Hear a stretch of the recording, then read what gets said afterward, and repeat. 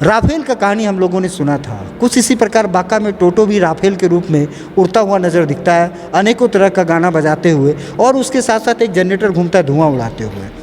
उसकी भी बहुत सारी कहानियाँ हैं। आपको क्या लगता है राफेल के खरीद में, बांका के राफेल के खरीद में क्या कुछ हुआ है? इसमें भी कुल 8 प्रत्याशी हैं, तो आपको कितना, चूँकि क्या है, ये आपने शुरू में ही कहा कि ये लोग बहुत पुराने पॉलिटिकल खिलाड़ी हैं, बहुत पुराने नेता हैं, दिग्गज हैं। कोई ठेकेदार था, आज सभापति है, कोई बहुत बड़े बिल्डर थे, टोपी वाले बाबा बन गए। तो ऐसे अनेकों कहानियां हैं। तो कुणाल सिंह को किनसे टक्कर लगता है, किनको आप टक्कर में मानते हैं? नमस्कार, आप देख रहे हैं एनएस मीडिया और मैं हूं आपके साथ चैनल हेड विकास कुमार। नगर परिषद चुनाव को लेकर जो है गहमा गहमी अपने अंतिम चरण पे है, जिसको लेकर कि प्रत्याशियों के द्वारा निरंतर जो है घूम घूम कर लोगों को, वोटरों को अनेक वादे किए जा रहे हैं, लोगों को बताए जा रहे हैं उनके द्वारा क्या क्या क्रियाकलाप किया जाना है जब वो जीतेंगे, जब वो सभापति के पद पर विराजमान होंगे।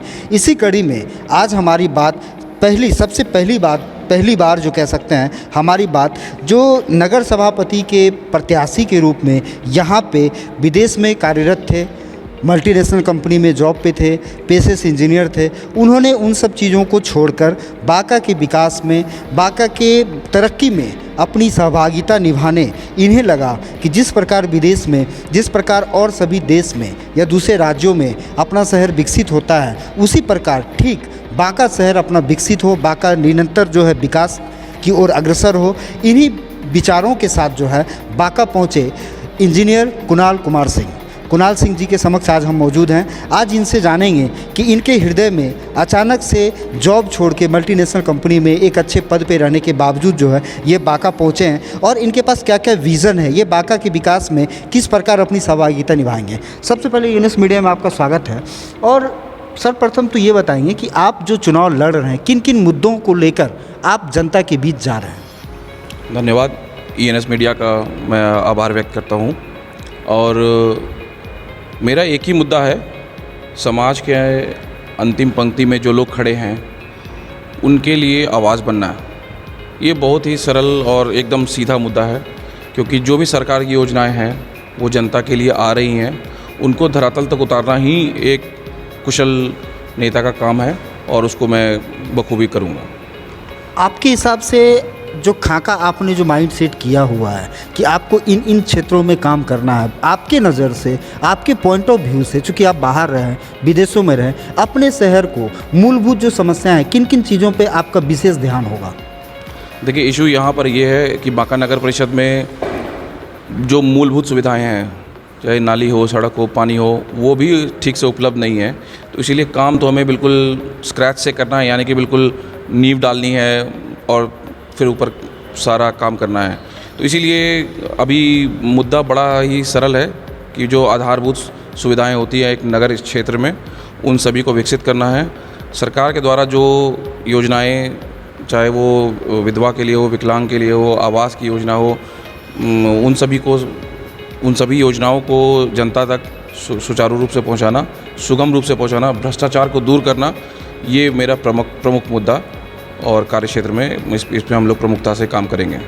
भ्रष्टाचार के मुद्दे पे जैसे आपने कहा कि भ्रष्टाचार को दूर करना, आपके हिसाब से वर्तमान समय में अगर बात की जाए तो 2-2.5 वर्ष वर्सेस 13 वर्ष की बातें जो है चरम पे है। भ्रष्टाचार के मामले हर दिन जो है उजागर हो रहे हैं। कल भी पूर्व सभापति जो पद पे विराजमान थे अनिल सिंह जी, उनके द्वारा भ्रष्टाचार का आरोप लगाया गया कि चाहे वो बांका बस स्टैंड का मामला हो, या नाले की बात हो, या सड़क की बात हो, तो भ्रष्टाचार उनके हिसाब से भ्रष्टाचार 2.5-3 साल में बहुत ज़्यादा हुआ है। इन चीज़ों को आप कैसे देखते हैं, और आपके हिसाब से कुणाल सिंह इन भ्रष्टाचार को कैसे देखता है? मेरे हिसाब से तो दोनों जिनका आप जिक्र कर रहे हैं, ये दोनों काफ़ी समय से बांका के राजनीति में एक्टिव रहे हैं, लेकिन जो बांका का विकास होना चाहिए इनके योगदान के द्वारा, क्योंकि इन्होंने काफ़ी समय दिया है, उसमें विकास के नाम पे ज़मीन पर कुछ भी दिखता नहीं है। और आरोप प्रत्यारोप करना से कुछ भी होने वाला नहीं है। ये उन पे आरोप लगाते हैं, वो इन पे आरोप लगाते हैं। उन आरोपों में आपको कितनी सच्चाई नज़र आती है? अगर बांका बस स्टैंड की बात करूँ मैं, आपके ऑफिस के ठीक सामने कटोरिया बस स्टैंड है, वहाँ पे कहा जाता है कि लाखों करोड़ों का घोटाला हुआ है। इन चीज़ों को आप कैसे देखते हैं? क्या आपके हिसाब से ये सही है, ये जो जानकारी निकल के आ रही है कि कॉन्ट्रैक्ट हुआ, टेंडर हुआ, लेकिन 2 साल का जो लगान, जो टैक्स बोलता है, जो राजस्व, उसे वर्तमान सभापति जो पहले जो थे संतोष कुमार सिंह, उनके द्वारा माफ़ कर दिया गया? इन बातों में कितनी सच्चाई लगती है आपको? देखिए ये तो जांच का विषय है, इस पे मेरा टिप्पणी करना उचित नहीं होगा। और दूसरी बात, मैं बहुत ही सरल शब्दों में बोलूं कि आरोप प्रत्यारोप से कोई विकास नहीं होता। ये उन पे आरोप लगाते हैं, वो इन पे आरोप लगाते हैं। काफ़ी लंबे समय से दोनों के बीच में अनबन चला आ रहा है, केस मुकदमा जो भी, जैसे आपस में लड़ते रहे हैं ये लोग तो। और जनता के विकास के प्रति इन लोगों का ध्यान कम जाता है, क्योंकि ये लोग आपस में ही लड़ने में लगे रहते हैं। इसीलिए हमें इन सब चीज़ों को, देखिए जो जांच का विषय है उस पर जांच होनी चाहिए। जो सामने निकल के आएगा, दूध का दूध पानी का पानी, उस पर। अगर आप सभापति पद पे विराजमान होते, सभापति के रूप में आप चुनाव जीतते, तो क्या आप जांच की मांग करेंगे? बिल्कुल करेंगे, और जो सच्चाई है वो सबके सामने आनी चाहिए। और लेकिन फिर मेरा मुद्दा यही है कि जो तरीका है जांच का वो चलता रहेगा, लेकिन विकास को हम किसी के दो लोगों के झगड़े के में रोकेंगे नहीं। हाँ, बिल्कुल नहीं। मतलब विकास कार्य अवरुद्ध नहीं होगा, बाकी जो चीज़ें हैं वो आपके हिसाब से प्रमुख, अगर मैं बात करूं लिस्ट वाइज, सबसे पहला जो है प्राथमिकता आपका किस क्षेत्र में होगा? सबसे पहला मुद्दा जल निकासी का है बांका में। हर वार्ड, हर मोहल्ला, हर जगह, आप चाहे विजयनगर चौक ले लीजिए या किसी भी जगह चले जाइए, जल निकासी की समस्या बहुत गंभीर है। उसके बाद जल निकासी की समस्या है तो पेयजल की भी समस्या है। बहुत सारे लोगों को आवास की योजना से वंचित रह गए हैं। कई जगह शिकायतें मिल रही हैं, बहुत सारी इश्यूज़ है। शिकायतों से याद आया कि कल के जो इंटरव्यू उन्होंने एक प्राइवेट चैनल, एक चैनल में उन्होंने इंटरव्यू दिया था, उसमें कहा गया कि जो 20,000 रुपये जो है आवास योजना पे जो है लिया गया था। इन चीज़ों को आप कैसे देखते हैं? क्या आपको इन चीज़ों में सच्चाई नज़र आती है? देखिए, अगर ऐसी सूचना तो नज़र आती है, हमें भी काफ़ी फील्ड में हम जब जाते हैं तो लोग बोलते ही हैं। लेकिन देखिए, सिर्फ आरोप लगा देना कि ऐसा है वैसा है, उस पर मेरा सोच ये है कि हम उसे रोकें कैसे, क्या प्रोसेस में बदलाव किया जाए, क्या तरीके में बदलाव किया जाए कि वो जो भी वसूला जा रहा है वो ना हो पाए और जनता को अपना जो हक है वो सुचारू रूप से मिले। इसलिए मेरा जो फोकस है वो है इस चीज़ पर कि कैसे जो भी प्रॉब्लम देखिए सबको पता है। ऐसा कोई, आप किसी भी गांव में चले जाइए, चाहे वो शिक्षित व्यक्ति हो या अशिक्षित व्यक्ति हो, सारी समस्याएं सबको पता है। मुझे भी पता है, आपको भी पता है, आपके कैमरामैन को भी पता है, जो लोग बैठे हैं सबको पता है। लेकिन अब प्रॉब्लम सबको पता है तो अब प्रॉब्लम का सोल्यूशन निकालना हमारा काम है। वो प्रॉब्लम को बार बार बोलने से प्रॉब्लम चला नहीं जाएगा, उसका सोल्यूशन निकालना है, उस पर काम करना है, बांका को आगे बढ़ाना है। आपके हिसाब से बांका के विकास में कुल कितना एनुअली बजट की अगर बात किया जाए, क्योंकि आप एसएस इंजीनियर थे और आपने काफ़ी मल्टीनेशनल कंपनी में जो है आपने अपना महत्वपूर्ण योगदान दिया है, आपके हिसाब से बांका के बजट में जो वर्तमान, अगर 2022-23 की बात करूं या 21-22 की बात करूं, जितना राशि आवंटित हुआ, आपके हिसाब से जो विकास हुआ, कितना % उस पर जो खर्च हुआ है, आपको क्या लगता है? देखिए, अभी इसमें कई सारी बातें हैं। अगर हम लोग बजट के बारे में बात करेंगे तो ये चर्चा बड़ी लंबी होगी। इसके बारे में डिटेल डिस्कशन करना होगा, हर पॉइंट को उठा करके बातचीत करनी होगी। ऐसे एक मोटी बांका के विकास में कुल कितना बजट लगना चाहिए? अब ये इसका सीधा उत्तर नहीं है, क्योंकि इकोनॉमिक्स और डेवलपमेंट के पीछे लगने वाला पैसे का कोई एकदम बिल्कुल, क्योंकि ये बजट प्लानिंग होता है। हर क्षेत्र को देख करके, समझ करके, उसके ऊपर एनालिसिस करके कहाँ कितना पैसा आवंटन करना चाहिए, ये एक बहुत डिटेल सब्जेक्ट है। इस पर मैं कोई टिप्पणी ऐसे बिना फिगर्स के नहीं करूँगा।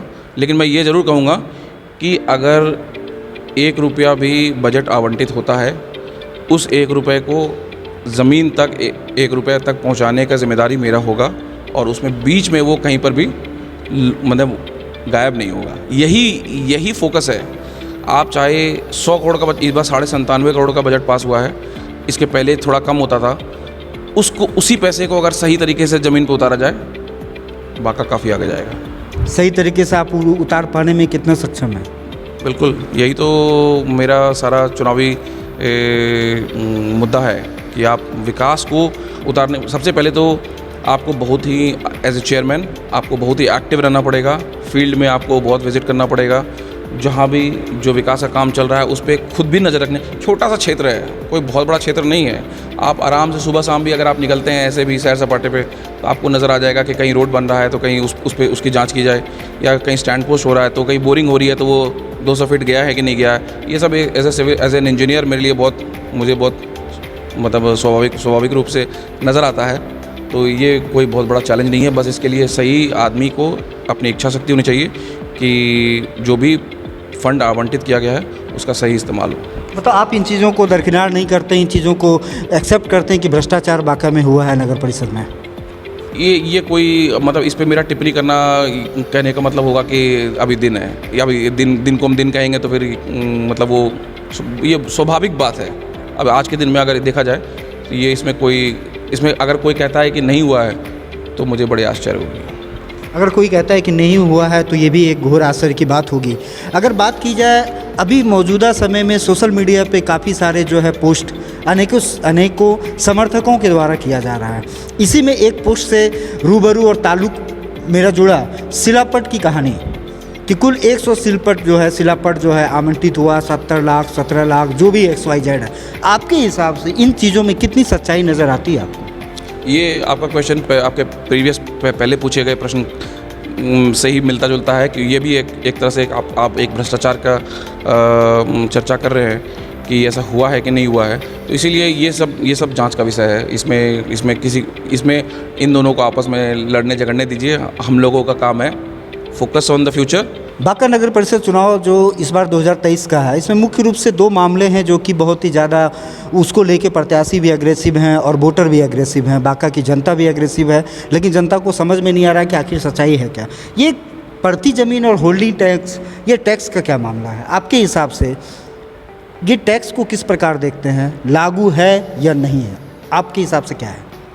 मैंने खुद प्रति ज़मीन पर टैक्स कटाया है, तो इसलिए मुझे यकीन है कि ये लागू है, बिल्कुल लागू है। इस सच्चाई से हम पीछे नहीं हट सकते। आपने प्रति ज़मीन पर टैक्स कटाया है, तो जितना भी मतलब नगर परिषद क्षेत्र का मैं वार्ड नंबर 19, 20 या 25, 26 की बात करूं, जहां की भी बात करूं, तो क्या ये कंपलसरी नहीं है? जिसको इच्छा है जाके कटाइए, जिसको इच्छा नहीं है मत कटाइए, कुछ ऐसा नियम है क्या? ऐसा नहीं है। ये टैक्स सभी ज़मीन पर लागू है। आप आज भरेंगे तो आज के हिसाब से लगेगा, आगे भरेंगे तो वो इंटरेस्ट के साथ आपको आगे भरना पड़ेगा। टैक्स तो टैक्स है। मैं बता दूं कि ये जो टैक्स का मामला है, हमारे शहर के वासियों से आग्रह है कि ये जो टैक्स का मामला है इसे हल्के में ना लें। ज़मीन परती हो, उस पर बिल्डिंग हो या शौचालय ही क्यों ना हो, टैक्स आपको देना है। अगर आप आज नहीं पेड करते हैं, आने वाले 2 साल के बाद पूरा 2013 से आपसे जोड़ के लगान वसूल लिया जाएगा। राफेल का कहानी हम लोगों ने सुना था, कुछ इसी प्रकार बांका में टोटो भी राफेल के रूप में उड़ता हुआ नज़र दिखता है, अनेकों तरह का गाना बजाते हुए, और उसके साथ साथ एक जनरेटर घूमता है धुआं उड़ाते हुए। उसकी भी बहुत सारी कहानियां हैं। आपको क्या लगता है राफेल के खरीद में, बांका के राफेल के खरीद में क्या कुछ हुआ है? इसमें भी अगस्ता घोटाला की तरह कुछ कह सकते हैं इसमें? देखिए, अगर धुआं उठ रहा है तो ज़रूर कुछ ना कुछ चिंगारी होगी। ये फिर से ऐसे बिना तथ्य के कोई टिप्पणी करना उचित नहीं होता है, इसलिए ये जांच का विषय होगा और इस पर जांच करके ही कोई बात आगे मैं रखूँगा। आने वाले समय में अब 4 हफ्ते समय है, आने दिए पद पे इसकी जांच की जाएगी। जांच करके पता चलेगा कि आगे इसमें सच्चाई क्या है। कुल 8 प्रत्याशी हैं, तो आपको कितना, चूँकि क्या है, ये आपने शुरू में ही कहा कि ये लोग बहुत पुराने पॉलिटिकल खिलाड़ी हैं, बहुत पुराने नेता हैं, दिग्गज हैं। कोई ठेकेदार था, आज सभापति है, कोई बहुत बड़े बिल्डर थे, टोपी वाले बाबा बन गए। तो ऐसे अनेकों कहानियां हैं। तो कुणाल सिंह को किनसे टक्कर लगता है, किनको आप टक्कर में मानते हैं? देखिए, अगर आप किसी के पीछे रहेंगे तभी आप आगे वाले को टक्कर मारेंगे, लेकिन अगर आप लीड कर रहे हैं, आप सबसे आगे हैं, तो आपके टक्कर में कोई भी नहीं है। इसलिए मुझे इस बात का विश्वास है कि मैं सबसे आगे चल रहा हूँ, और इसका एहसास जब मैं जनता के बीच जाता हूँ तो मुझे भरपूर रूप से आता है। और काफ़ी मतलब आप लोग तो मीडिया में हैं, सब जगह घूम रहे हैं, मुझे यकीन है कि आप लोगों को भी सही खबर लग रही होगी। आप लोग भी अपना सर्वे चलाइएगा तो उसमें ये सब साफ नज़र आएगा। तो इसीलिए टक्कर में कोई नहीं है। टक्कर में कोई नहीं है। टक्कर में जितने भी सभापति प्रत्याशी हैं सबका एक ही नारा है, क्यों पड़े हो चक्कर में, कोई नहीं है टक्कर में। बाकी जो है बांका की जनता पे छोड़ते हैं कि वो आखिर टक्कर में किसको लाते हैं और किनको नहीं लाते हैं। बहुत बहुत धन्यवाद। आप देख रहे थे NS मीडिया, मैं चैनल हेड विकास कुमार।